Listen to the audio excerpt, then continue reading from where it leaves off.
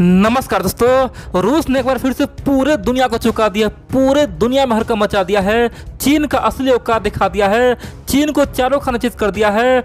चीन को बता दिया कि देखो भाई चाइना, तुम तो हमारा अभी का मित्र है ना, भारत हमारा सदियों पुराना मित्र था और रहेगा। दोस्तों, भारत के लिए रसिया ने वो कारनामा कर दिखाया है जो काम ना तो अब तक अमेरिका कर पाया, नहीं फ्रांस कर पाया, नहीं जर्मनी, नहीं ब्रिटेन, नहीं अभी तक कोई पश्चिमी देश कर पाया। रसिया ने भारत को अब तक का सबसे बड़ा ऑफर दिया है और बड़ी बात तो यह है कि भारत और रसिया दोस्तों एक नया मोर्चा खोलने वाला है। यहाँ तक कि यूरोप की मीडिया, यहाँ तक कि चीन की मीडिया बोल रहा है भाई ये क्या हो रहा है। दोस्तों, यूरोप का मीडिया बोल रहा है कि एक तरफ जहाँ भारत क्वाड में जुड़ा हुआ है, रसिया से इतना बड़ा समझौता कैसे कर सकता है। और यही बात चाइना का मीडिया बोल रहा है कि रसिया तो मेरा मित्र था, तो आखिरकार रूस ने भारत को इतना बड़ा ऑफर कैसे दिया। दोस्तों, तरह तरह की बातें हो रहा है, आप लोग पूरा खबर देखे समझ आखिरकार हुआ क्या है। क्योंकि रसिया ने फिर से दोस्तों भारत के लिए बहुत बड़ा दाव चला है। जिस प्रकार से 1971 में भारत के लिए पूरे दुनिया से रसिया लड़ गया था, पूरे दुनिया को औकात दिखा दिया था, पाकिस्तान को ओपनली बोल दिया था कि अगर पाकिस्तान के साथ कोई आता है मैदान में, चाहे अमेरिका आ जाए या चीन आ जाए, तो उस केस में भारत के लिए हम सामने रहेंगे और सबको फिर धुलाई होगा। दोस्तों, 1971 में जिस प्रकार से रसिया ने भारत का मदद किया था, एक बार फिर से वही कांड कर दिया। आप लोग पूरा खबर देखे समझिए आखिरकार उसने किया क्या है। देखिए, आप जानते हैं पिछले कुछ समय से, यानी कि 1-2 साल से आप लोग देखते होंगे, रसिया और भारत का रिश्ता बहुत ही खराब हो रहा था। एक तरफ जहां रूस यहां तक बोल दिया था कि भारत पश्चिमी देश के साथ विनाश कर रहा है, भारत का कोई पॉलिसी ही नहीं है। दूसरी ओर हम लोग दोस्तों रसिया से एनुअल समिट जो होता है ना, मीटिंग, वो भी रद्द कर दिए थे। ना तो कोई मीटिंग किए, ना ही ऑनलाइन मीटिंग किए।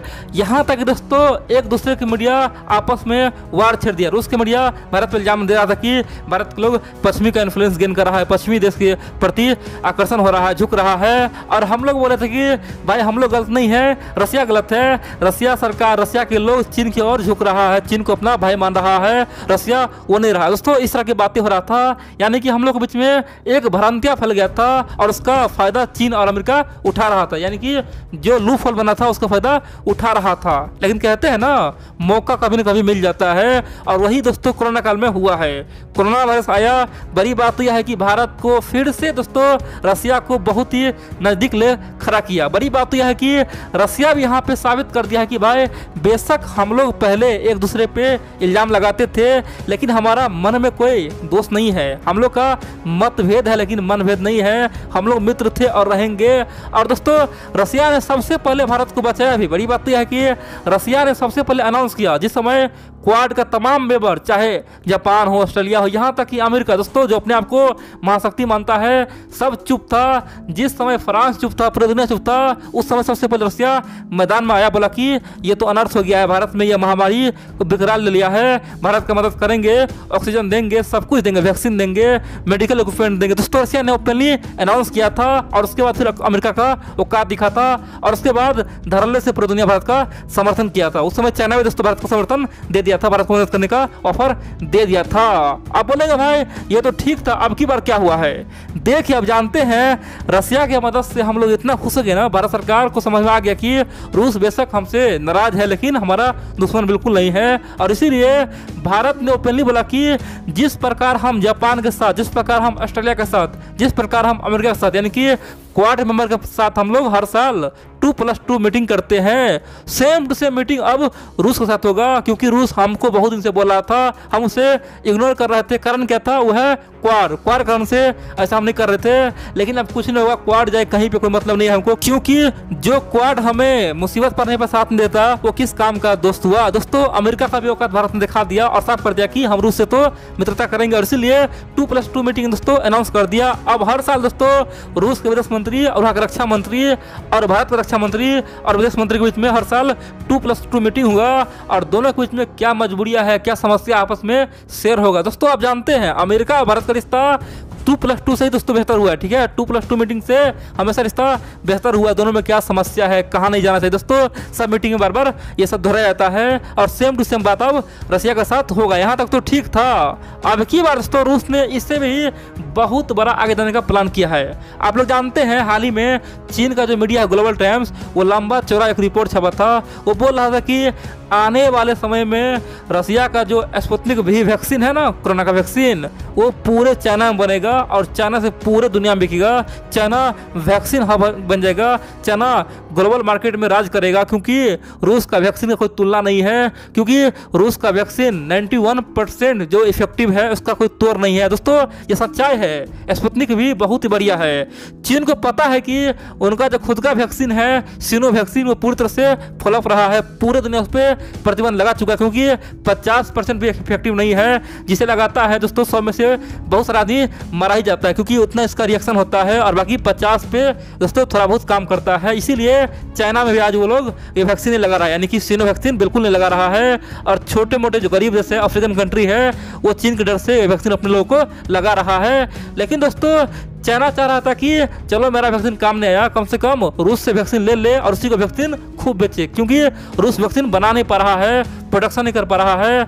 रूस का जो स्पुतनिक भी है वो हम बनाएंगे और पूरे दुनिया पे राज करेंगे और हम दोनों खूब कमाएंगे। दोस्तों इस तरह का रिपोर्ट चाइना का जो ग्लोबल टाइम है वो हाल ही में छापा था। लेकिन बड़ी बात तो यह है कि कल ही दोस्तों रूस का जो राजदूत है, जो भारत में एम्बेसी है, उन्होंने बहुत बड़ा घोषणा करके पूरे चाइना में हड़कंप मचा दिया है। उन्होंने कहा कि चाइना का प्रस्ताव गया बाहर में, कोई दिक्कत नहीं है, अब आने वाले समय में भारत के साथ मिलके हम वैक्सीन बनाएंगे, वो भी थोड़ा बहुत नहीं बहुत ज़्यादा, यानी कि हर साल कम से कम 850 मिलियन डोज बनेंगे। 850 मिलियन दोस्तों, कह सकते हैं कि हर साल कम से कम 85 करोड़ वैक्सीन भारत में केवल स्पुतनिक भी बनेगा। दोस्तों समझिए कितना बड़ा ऑफर रूस ने भारत को दिया है। कह सकते हैं कि अपना तमाम वैक्सीन प्लांट भारत में शिफ्ट करने का रूस ने बहुत बड़ा चाल चला है, क्योंकि रूस को पता है कि भारत के थ्रू वो पूरे दुनिया में जा सकता है, क्योंकि भारत में वैक्सीन बनने का कैपेसिटी है ना वो सबसे अधिक है। और यही कारण है कि ब्रिटेन का जो कंपनी है एस्ट्राजेनेका दोस्तों, वो आज कोविशील्ड बना रहा है भारत में। जानते हैं सीरम इंस्टीट्यूट कोविशील्ड बना रहा है,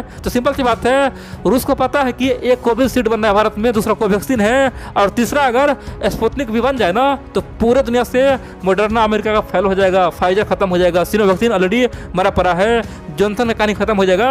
दुनिया में केवल 2 ही वैक्सीन चलेगा, वो है स्पुतनिक भी, कोवैक्सीन और खासतौर पे कोविशील्ड। ये 3 पूरे दुनिया में चलने वाला है। दोस्तों रसिया ने यह बयान दिया है ना चीन में, इसीलिए हड़कंप मचा हुआ है। चीन बोल रहा है कि आखिरकार ये रूस कर क्या रहा है, आखिरकार रूस फिर से चीन के दूर जा रहा है, आखिरकार रूस फिर से भारत से नजदीकियां बढ़ा रहा है। आखिरकार रूस ने तो हमें वादा किया था, लेकिन सेम टू सेम वादा भारत से क्यों कर दिया। अगर भारत में हर साल 85 करोड़ वैक्सीन बनेगा तो 4 साल में कितना हो गया, 4 साल में कम से कम 3 करोड़ से अधिक वैक्सीन हो गया। तो फिर 4 साल में कम से कम 350 डोज वैक्सीन अगर भारत में ही बन जाए, वो भी केवल स्पुतनिक भी बन जाए और बाकी भारत कोविशील्ड बना देगा, कोवैक्सीन बना देगा, तो फिर हम बना क्या करेंगे। पूरे दुनिया में वैसे भी जनसंख्या कितना है, केवल 800 करोड़ जनसंख्या लगभग है। दुनिया में 8 बिलियन जनसंख्या है, तो अगर वो तमाम काम भारत ही कर लेगा तो हम लोग क्या बेच पाएंगे। दोस्तों इसीलिए चीन की मीडिया तमाशा कर रहा है, बोल रहा है कि रूस ने हमें धोखा दे दिया, रूस ने गद्दारी कर दिया। लेकिन दोस्तों रूस ने यहाँ पे साफ कर दिया कि हमें आप लोग बुरा भला ना कहे। दोस्तों आप लोगों को पता है रूसिया बेशक आज चीन के पास गया हुआ, रूस का मजबूरी है दोस्तों। ये अमेरिका है ना वो सबसे नमक हराम है दोस्तों, अमेरिका का कोई पॉलिसी ही नहीं है। सिंपल सी बात है, अमेरिका ने रूस पे इतना प्रतिबंध मारा, इतना प्रतिबंध मारा, इतना प्रतिबंध लगाया कि रूस मजबूरी में जाके चीन का हाथ थाम लिया। दोस्तों रूस को पूरी तरह से चीन पे ढकेल दिया गया। रूस दोस्तों जबरदस्ती चीन के पास नहीं गया, रूस को धकेल धकेल के अमेरिका ने चीन के पास पहुंचा दिया, क्योंकि रूस का अर्थव्यवस्था पूरी तरह से खत्म कर दिया और पूरे दुनिया से अलग थलग कर दिया, यूरोप से, अमेरिका से, पश्चिमी देशों से अलग थलग कर दिया। उसकी करेंसी पे बैन लगा दिया, व्यापार बैन लगा दिया, यहाँ तक कि हथियार बेचने पे बैन लगा दिया। रूस को खाने के लिए तरसाने का प्लान अमेरिका ने बना लिया और इसीलिए मजबूरी में रसिया ने चीन का हाथ थामा था दोस्तों।